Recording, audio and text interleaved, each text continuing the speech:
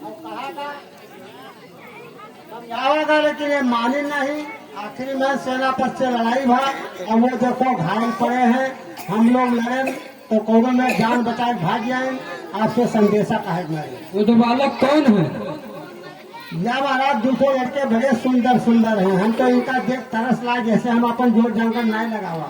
Case में हो इनका मारी मर जाई, हम तो टिकाई ना।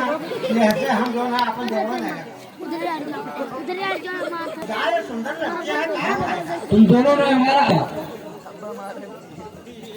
हमने इस घोड़े पे मस्तक पे लिखी हुई चुनौती को पढ़ के पकड़ा है। एक बात है महाराज, ये लड़कों बड़े लड़ैया है, को साधारण है यो नहीं है।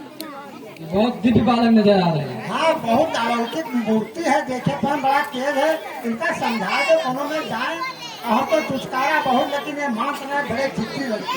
तुमने हमारा हाथ क्यों पकड़ा? पहले आप हमारे प्रश्न का उत्तर दीजिए। धनरेज महाराज राम है?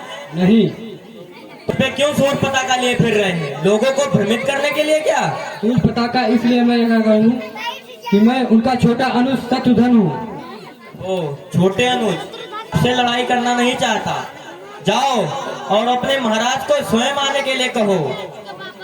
बार बार छोटे भाई को भेज के हमारा समय ना नष्ट न करें।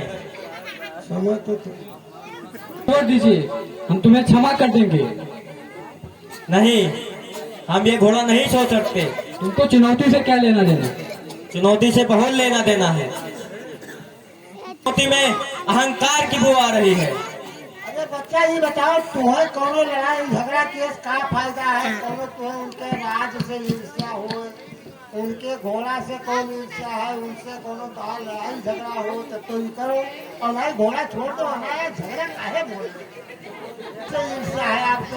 ना ही हमें राज से ईर्ष्या है, ना ही हमें राज की लालसा है। हमने तो इस घोड़े पे मस्तक पे लिखी हुई चुनौती को पढ़ के पकड़ा है। इसलिए महाराज राम समझ रहे हैं कि मेरे जैसा योद्धा और मेरे जैसा क्षत्रिय इस संसार में है ही नहीं। इसलिए हमने इस घोड़े के मस्तक पे लिखी हुई चुनौती को पढ़ के पकड़ा है।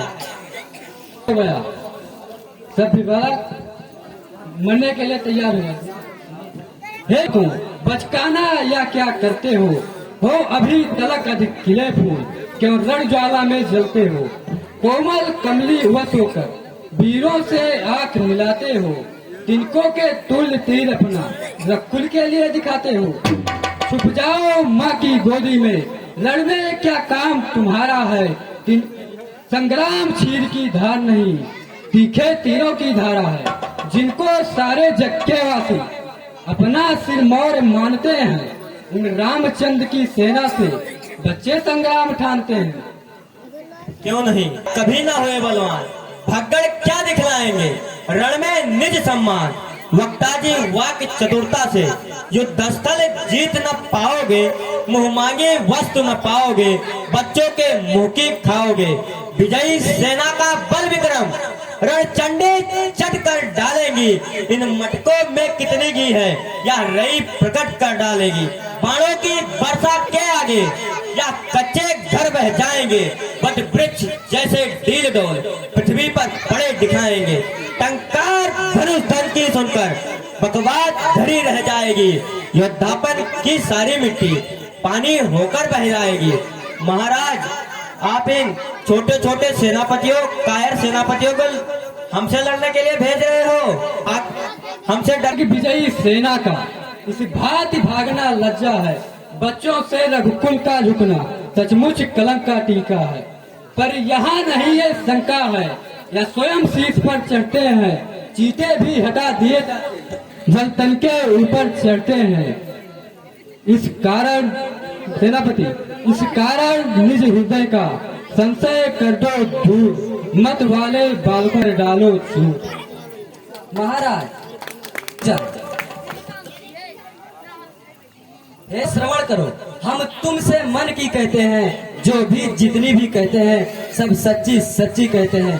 घोड़ा वह बल ले जाएगा जो रघुवंशी कहलाता है, अन्यथा अवधपुर जाने को या पथ सीधा ही जाता है।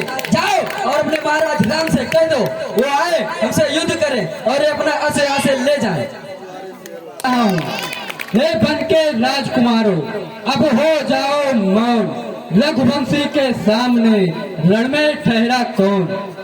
गिरमंडल चूर चूर होगा, पृथ्वी थर थर कांपेगी, जिस समय वीर रघुवंशी की विजयी कमान खींच जाएगी। बाढ़ों की या वर्षा होगी, तब जग जलमय हो जाएगा। उस समय तुम दोनों जनों का भल भी उस जल में लय हो जाएगा।